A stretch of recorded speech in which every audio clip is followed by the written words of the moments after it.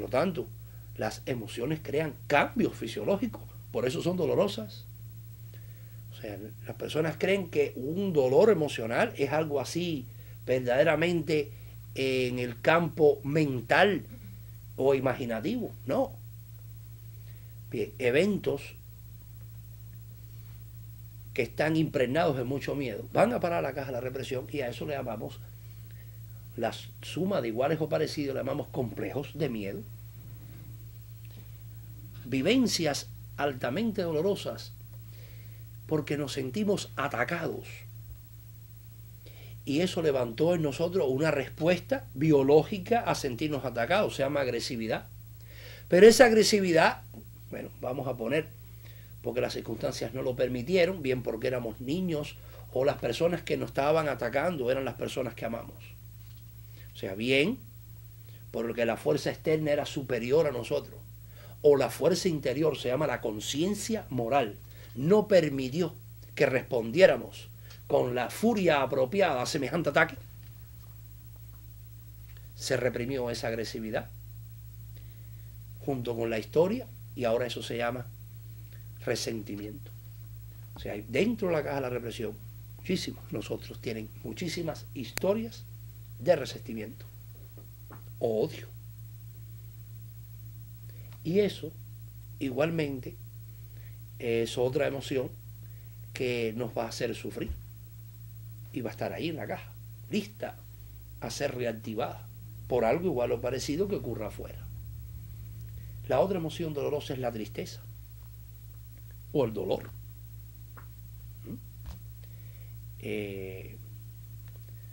Verdaderamente hay personas que en intensa tristeza han sentido hasta dolor en los huesos.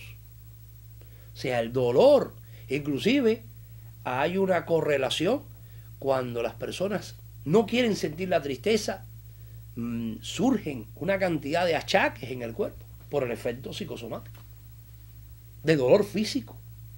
Se llama dolor o tristeza somatizada. No quiere decir que el dolor físico no exista, que siempre sea tristeza, pero la tristeza magnifica el dolor físico. Y la otra emoción es la de culpa, que llega a ser también el miedo, o sea, una versión del miedo, porque la culpa hay que definirla, que hay un vicio en ciencia, definirlo todo. La culpa es un miedo porque se ha violado una ley o un principio espiritual o moral, y se espera un castigo eminente. Y ante el castigo eminente, la culpa se manifiesta en forma de miedo. Bueno, a estas cuatro emociones, que son generalmente las que nutren la mayor parte de todo nuestro material patógeno, traumas y complejos, le hemos denominado los cuatro jinetes apocalípticos. Son emociones biológicas normales, pero al quedar suprimidas o reprimidas, se convierten en algo tóxico.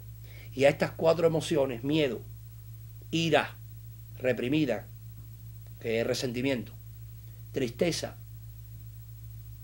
vergüenza, culpa, fíjense, vergüenza, culpa, le llamamos los cuatro jinetes apocalípticos, porque verdaderamente le están robando la autonomía y la capacidad que tiene la conciencia para avanzar sobre la felicidad. De hecho, vamos a tener y vamos a lanzar en esa interpretación filosófica de lo que ha dañado a la sociedad por milenios, estas emociones biológicas reprimidas actúan como posesiones. El mismo Freud, en una de sus disertaciones que quedó publicada en la revista que publicaban en los años 20, que se llamaba The Psychoanalysis Journal, o sea, la revista de psicoanálisis. Freud, en uno de sus discursos que quedó transcrito, expresó algo así bien interesante. Sigmund Freud, aunque era ateo, oigan bien, era una persona muy respetuosa. Él estuvo sometido a ataques personales severos y optaba por no contestar. Solamente lamentar que personas llevados por sentimientos tan bajos, tan pobres de espíritu, como él decía, la única arma para combatir al psicoanálisis bien por celo o ser pobres de espíritu, era el ataque personal. Eso él no contestaba. Y Freud sabía que muchísimos de sus discípulos, de sus asociados, eran judíos, pero judíos practicantes. Freud es de descendencia hebrea, pero era ateo. Y ateo público, es decir, lo hizo sentir en sus escritos y públicamente. Pero era respetuoso y él sabía que esas personas eran religiosas. Y él dijo algo así: si alguna vez existió el diablo, y aclaró rápido, sin entrar en ese avispero. Bueno, en la transcripción de la revista dice, hubo risas. Dijo, no estoy cuestionando su existencia. Era para no ofender, él sabía lo difícil que son las discusiones pasionales sobre religión. Él dijo, el diablo entonces tiene que estar muy contento, porque la famosa legión de demonios que nosotros le hemos achacado no son más, en la mayor parte de los casos, todas las emociones dolorosas, reprimidas en el sótano de nuestro subconsciente, que desde la oscuridad de esta mente interior está manipulando a la conciencia hasta un punto en que no imaginamos. Este fenómeno de represión, que lo hemos descrito como una ley, en la clase anterior de las leyes del aparato psíquico, explicamos que la represión la hemos considerado un fenómeno. O sea, es una de las habilidades de mecanismos de defensa que posee todo aparato psíquico, toda psiquis humana. Y no solamente la psiquis humana, experimentos con animales demuestran que los animales tienen tendencia igualmente a reprimir el dolor, a dejarlo escondido en su mente. Es un proceso evolutivo de aprendizaje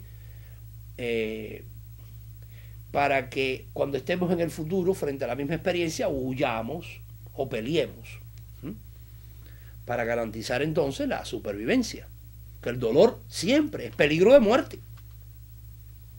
Ok, entonces vamos a ver verdaderamente qué es lo que hace que en la mayor parte de los seres humanos se le cargue la caja de la represión.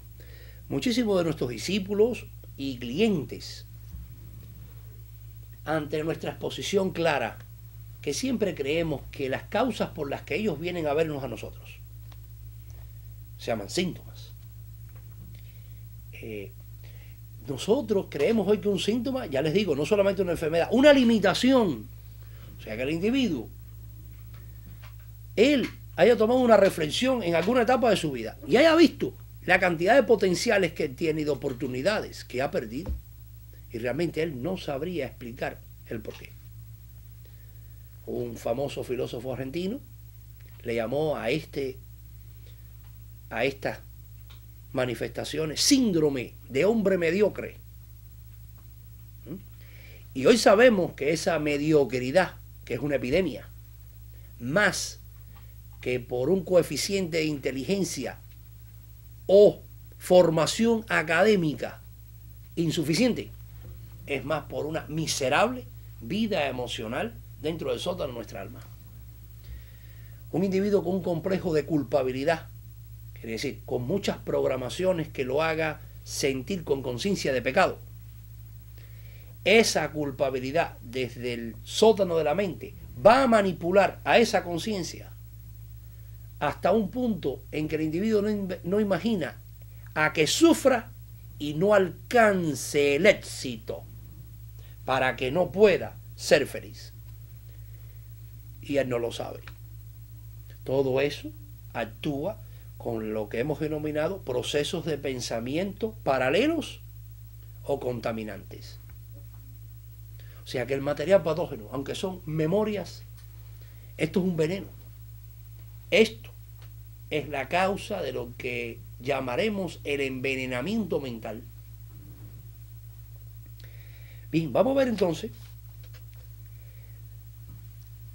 Freud creyó que la mayor parte de los traumas, eventos altamente dolorosos, eran el resultado. Él hizo un énfasis y formó una revolución a principios del siglo XX que lo que es también una realidad, eso no lo vamos a... Que muchísimos eventos dolorosos eran el resultado de una vida sexual infantil, en confusión, en mutilación, quiere decir humillar a un niño porque éste se descubra sus zonas erógenas. Aunque Freud presentó un trabajo serio, realmente, un niño molestado sexualmente en la infancia es un evento altamente doloroso, que crea miedo, o sea, crea miedo, resentimiento, de los 4 jinetes crea tristeza por sentirse víctima,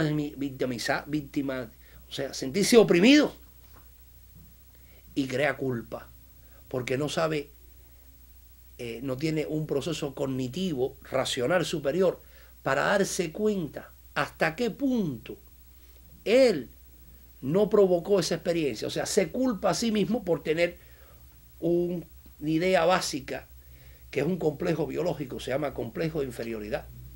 Entonces, como él se siente menos, porque está en un mundo de gigantes, cree que la culpa es de él.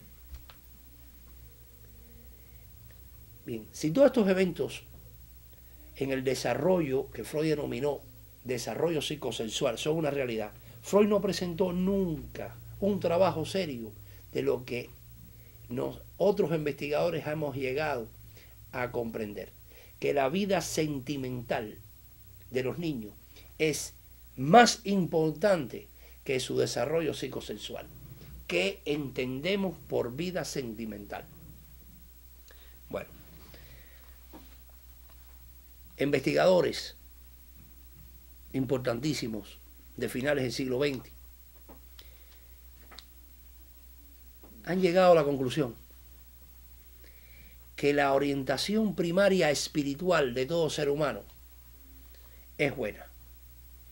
Por ejemplo, un psicólogo al que pertenece a un modelo de escuela se llama psicología humanística. Se llamó Abraham Maslow, ya murió. Él teorizó que la orientación del ser humano primaria es buena. Nosotros creemos que eso tiene un sentido común tremendo. Algunas escuelas, sobre todo, bueno, escuelas teológicas, ven al ser humano como algo malvado. Eso realmente, si aplicamos un poquito de lógica nada más, es algo paradójico. Porque esos teólogos hablan de que Dios es un ser perfecto, misericordioso y bueno, y totalmente todopoderoso, y que es creatividad infinita y sabiduría infinita, y sin embargo va a crear algo que es malo, que no sirve. O sea, eso es algo paradójico y lógico. Es como alabar a un arquitecto, decir que es el mejor arquitecto del mundo, pero a la vez decirle, pero ¿sabes qué? El edificio que construiste en la esquina, que diseñaste, está muy feo. Entonces, nosotros creemos que Maslow tiene razón, y la experiencia práctica de las que vamos a exponer ahora lo demuestra. Nosotros creemos que la orientación primaria del ser humano es buena porque es amar y ser amado. Los seres humanos adultos, son posiblemente nuestros clientes, antes de ser adultos, fueron niños. Yo lo invito a que usted haga una investigación mirándole a los ojos a todos los niños que usted encuentre. Usted va a ver en ellos reflejados la inocencia y pureza de corazón. ¿Qué es la inocencia? En ciencia les digo, hay que definirlo todo. La inocencia es un estado de total confianza. Un niño va abierto a cada experiencia. Un niño pasa de una habitación a otra y no espera jamás que un adulto lo dañe, lo humille, lo explote, le propine una derrota. Él no espera jamás eso. La pureza, un niño lo que quiere para la atmósfera a su alrededor y para el mundo es el bien, es la armonía. A un niño no le interesa lo que sus padres puedan ofrecerle materialmente. Un niño lo que le interesa es que su madre y su padre lo amen. Eso es la pureza. Ahora, a estas primeras 50.000 horas de programación, no se asusten, es el niño en su desarrollo hasta los 12 años, que él viene con esa orientación primaria de necesidad de amor. Hoy sabemos que se justifica la necesidad de amor,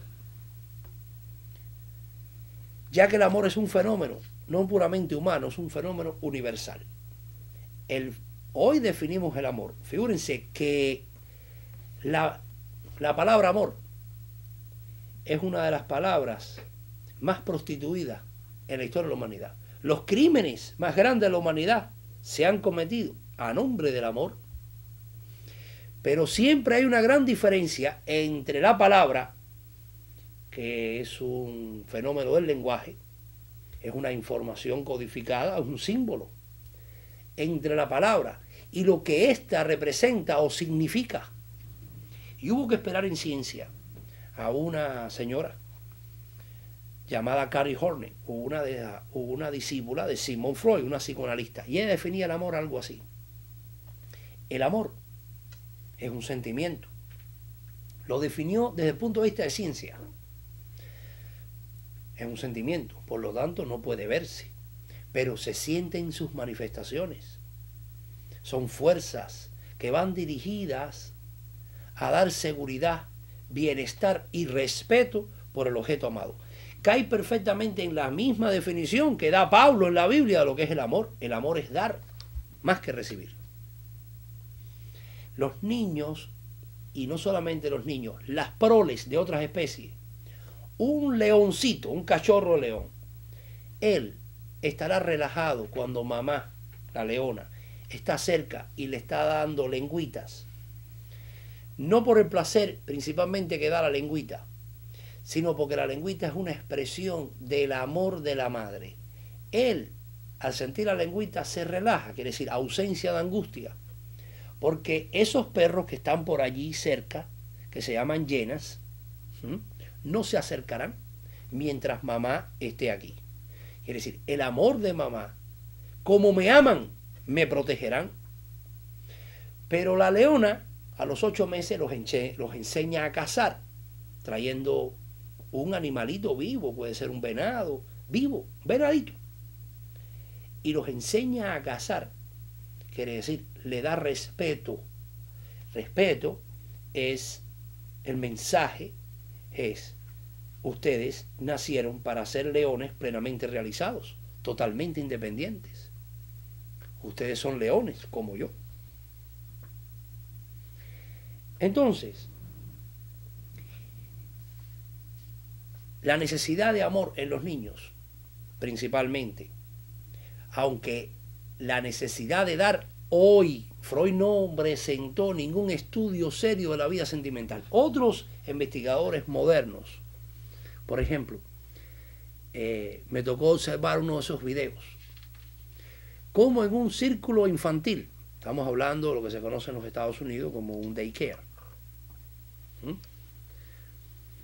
había una niña de 1 año y medio, oiga bien, llamada Jay, y un niño de 2 años llamado Roland.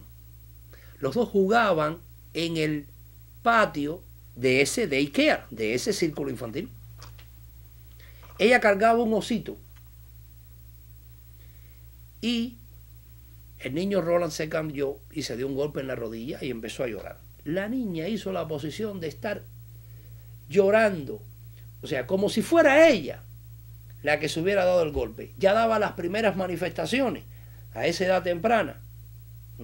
Freud vio a los niños mirándolos como una preferencia por el placer. Figúrense, le llamó periodo narcisista. Y ya esa niña de 1 año y medio, en una observación con una cámara de video en un círculo infantil, ya daba las primeras muestras de solidaridad, que es dar amor. estar preocupada por lo que está sintiendo el otro, que es estar preocupado por la seguridad, el bienestar y el respeto del objeto amado. Usted sabe lo que hizo. Trató de consolar a Roland dándole su osito. Cuando fracasó y Roland seguía llorando, le pasó la manito por la cabecita en una postura totalmente maternal y tierna. Y estamos hablando de 1 año y medio. O sea, la orientación primaria, que es amar y ser amado. En un mundo, después vamos a hablar de eso, desde hace milenios, somos víctimas de víctimas. No hay un complot mundial para destruir los niños, sino que nadie puede dar lo que no tiene ni conoce. Entonces, imaginemos a nuestra vida infantil como puro corazón, que es una expresión, un símbolo del amor. Pero, inclusive las personas que estaban diseñadas por Dios para amarnos, nuestros padres, por desconocimiento y por ignorancia, por una necesidad de alfabetismo, o sea, que lo alfabetizaran, no que lo reeducaran a ellos, hay que alfabetizarlos. Es decir, en lo que sería una relación emocional de la expresión del amor, son analfabetos. Pero una sociedad enferma emocionalmente, en una tremenda epidemia que es una biopatía del alma, los adultos dañados y con una caja de la represión, es decir, con una vida emocional caótica, rápidamente empiezan a crearle derrotas a esos niños. Miren, más que cuando nosotros presentamos esta posibilidad a nuestro posible cliente o discípulo, en eso los que incluyo a ustedes, las personas llevados inclusive por su propio mecanismo de represión, dicen, la teoría tiene un sentido común tremendo. Bueno, la mala noticia es que los eventos dolorosos de nuestra vida van a parar a la caja de la represión y estos empiezan a manipularnos hasta un punto que no imaginamos en nuestras decisiones presentes y en nuestras sensaciones presentes.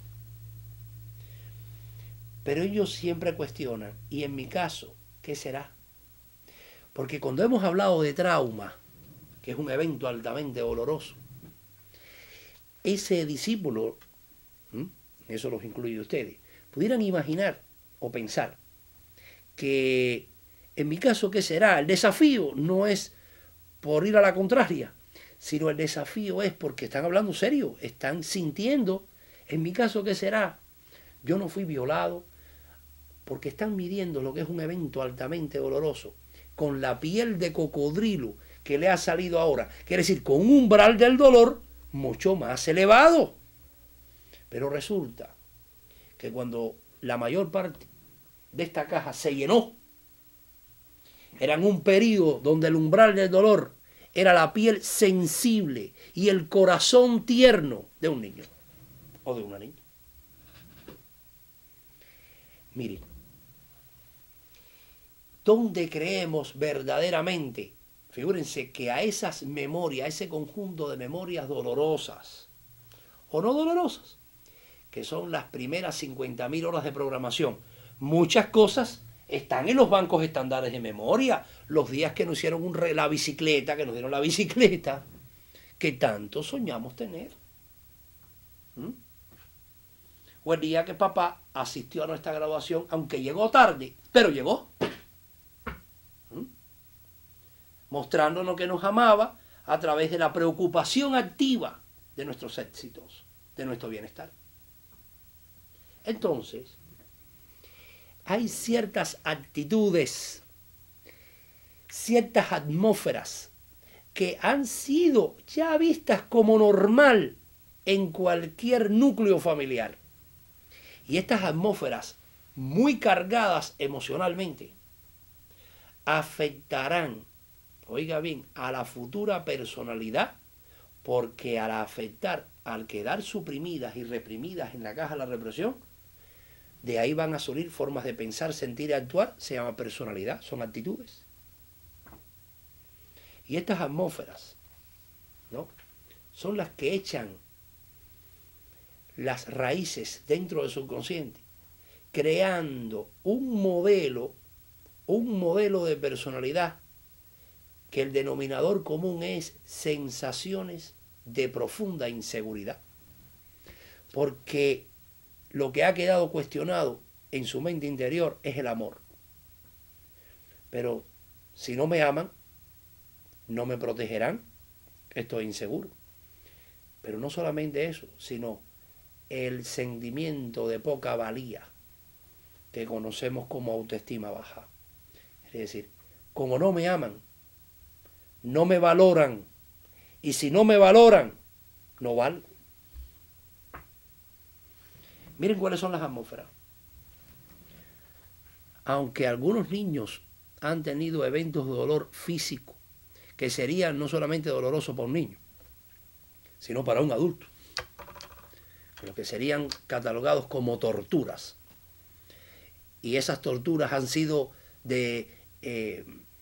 expresadas por sus padres como modelos educativos y están orgullosos de ellas.